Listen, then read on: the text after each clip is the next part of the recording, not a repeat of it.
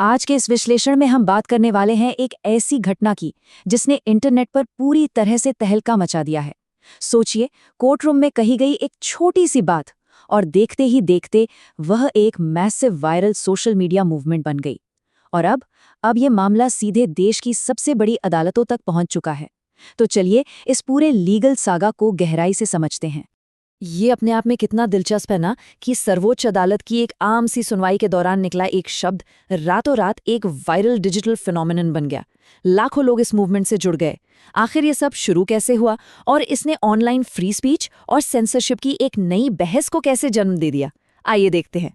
इस पूरे विवाद को स्टेप बाय स्टेप समझने के लिए हम इन 5 अहम हिस्सों पर ध्यान देंगे। पहला, सीजेआई की शुरुआती टिप्पणी। दूसरा, इस वायरल व्यंग्य का अचानक सामने आना। तीसरा, सोशल मीडिया अकाउंट्स का हटाया जाना। चौथा, कोर्ट में दाखिल अलग अलग याचिकाएं। और आखिर में ट्रेडमार्क और आगे की कानूनी लड़ाई। तो चलिए बिल्कुल शुरुआत से शुरू करते हैं। पहला हिस्सा, प्रारंभिक टिप्पणी। आखिर अदालत में उस दिन हुआ क्या था? दरअसल एक सुनवाई चल रही थी और इस दौरान भारत के मुख्य न्यायाधीश यानी सीजेआई ने एक मौखिक टिप्पणी की। उन्होंने ऑनलाइन एक्टिविज्म की आड़ में सिस्टम पर हमला करने वाले बेरोजगार युवाओं की तुलना कॉकरोच यानी तिलचट्टे से कर दी। अब जाहिर है ऐसी बात आते ही सोशल मीडिया पर आग की तरह फैल गई और लोगों का ध्यान तुरंत इस तरह खिंच गया। हालांकि बात बढ़ती देख सीजेआई ने बाद में इस पर अपना स्पष्टीकरण भी दिया। उन्होंने बिल्कुल साफ शब्दों में बताया कि उनका इशारा सभी पर नहीं था, बल्कि उनका संदर्भ सिर्फ उन लोगों से था जिनके पास फर्जी डिग्रियां हैं और जो नकली वकील होने का ढोंग करते हैं। लेकिन इंटरनेट की दुनिया बहुत तेज है। जब तक ये स्पष्टीकरण आया तब तक ये शब्द ऑनलाइन अपनी एक अलग ही दुनिया बसा चुका था। और यहीं से शुरू होता है हमारा दूसरा हिस्सा, एक वायरल व्यंग्य का उदय। एक कानूनी टिप्पणी कैसे एक डिजिटल आंदोलन बन गई। अदालत की इस टिप्पणी पर रिएक्ट करते हुए अभिजीत दिपके नाम के एक शख्स ने बहुत ही तेजी से एक व्यंग्यात्मक सोशल मीडिया मूवमेंट शुरू कर दिया। उन्होंने इसका नाम रखा कॉकरोच जनता पार्टी। ये पूरी तरह से आज के राजनीतिक और न्यायिक संवाद पर एक सीधा और तीखा व्यंग्य था। और इसका असर देखिए, लोगों ने इस मूवमेंट को इतना पसंद किया कि देखते ही देखते सिर्फ कुछ ही दिनों के अंदर इनके सोशल मीडिया हैंडल्स पर 10 लाख से ज्यादा फॉलोअर्स जुड़ गए। ये विशाल आंकड़ा दिखाता है कि इंटरनेट पर पब्लिक सेंटिमेंट कितनी जल्दी एक वायरल ऑनलाइन मूवमेंट में बदल सकता है और पारंपरिक अथॉरिटी को डिजिटल तरीके से चुनौती दे सकता है। लेकिन ये मोमेंटम ज्यादा देर नहीं टिक सका। आते हैं तीसरे हिस्से पर, सोशल मीडिया निलंबन। अचानक से बिना किसी पहली चेतावनी के कॉकरोच जनता पार्टी के इन बेहद पॉपुलर एक्स अकाउंट्स को प्लेटफॉर्म से हटा दिया गया। एकदम सस्पेंड, बिना किसी नोटिस के अकाउंट्स का इस तरह गायब हो जाना सीधे तौर पर नेचुरल जस्टिस के खिलाफ माना जाता है। अब लोग सवाल उठा रहे हैं कि क्या ये फ्री स्पीच को दबाने की कोशिश थी या फिर नियमों का सख्ती से पालन।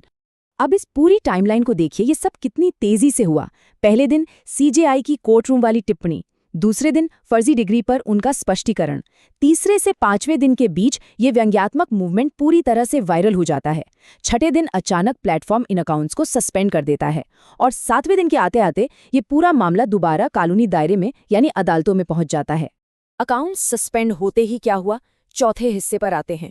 अदालत में याचिकाओं की जैसे बाढ़ आ गई। यहाँ 2 बिल्कुल अलग दिशा में जाने वाली याचिकाएं दाखिल हुईं। एक तरफ एडवोकेट एनके गोस्वामी ने अदालत में दलील दी कि इस व्यंग्य के जरिए जुडिशरी के खिलाफ एक बेहद विकृत और दुर्भावनापूर्ण नैरेटिव चलाया जा रहा है। वहीं दूसरी तरफ एक अलग याचिका आती है जिसमें नकली वकीलों के खिलाफ सीबीआई जांच की मांग की गई और साथ ही ये भी कहा गया कि इस मोमेंट के जरिए कोर्ट की टिप्पणियों से पैसे कमाने यानी मोनेटाइजेशन को तुरंत रोका जाना चाहिए। ये ऑनलाइन राजनीतिक व्यंग और दुर्भावनापूर्ण नैरेटिव के बीच की उस पतली लकीर को पूरी तरह उजागर करता है। जब एडवोकेट गोस्वामी ने इस कथित नैरेटिव के मामले की जल्दी सुनवाई के लिए जोर डाला तो मुख्य न्यायाधीश सूर्यकांत ने एक बड़ा ही शांत और सटीक जवाब दिया। उन्होंने कहा, इसे इतना भावुकता से न लें। साथ ही उन्होंने यह भी स्पष्ट कर दिया कि मोनेटाइजेशन और सीबीआई जांच वाली उस दूसरी याचिका में भी कोई इमरजेंसी या तात्कालिकता नहीं थी। लेकिन मामला यहाँ रुका नहीं है। आइए इस चर्चा के आखिरी और सबसे अहम हिस्से पर चलते हैं, ट्रेडमार्क व कानूनी लड़ाई। लाइव लॉ की एक डिटेल्ड रिपोर्ट के अनुसार इस पार्टी के संस्थापक अभिजीत दिपके अब अपने एक्स अकाउंट्स को वापस लाने के लिए दिल्ली उच्च न्यायालय पहुंच चुके हैं। उनका बड़ा साफ कानूनी तर्क है कि आईटी एक्ट के सेक्शन 69A के तहत बिना कोई ठीक कारण बताए या सुनवाई का मौका दिए अकाउंट ब्लॉक करना श्रेया सिंगल फैसले की गाइडलाइंस और प्राकृतिक न्याय यानी नेचुरल जस्टिस का पूरी तरह उल्लंघन है। लीगल एक्सपर्ट्स भी मानते हैं कि यह प्लेटफॉर्म सेंसरशिप और अभिव्यक्ति की आज़ादी के बीच का एक बहुत बड़ा मामला है। और हाँ, इस ब्रांड आइडेंटिटी को कानूनी रूप से मजबूत करने के लिए कॉकरोच जनता पार्टी के नाम से 2 नए ट्रेडमार्क एप्लीकेशन भी आधिकारिक रूप से फाइल कर दिए गए हैं। तो अब ये पूरी स्थिति हम सबके सामने एक बहुत बड़ा सवाल छोड़ जाती है।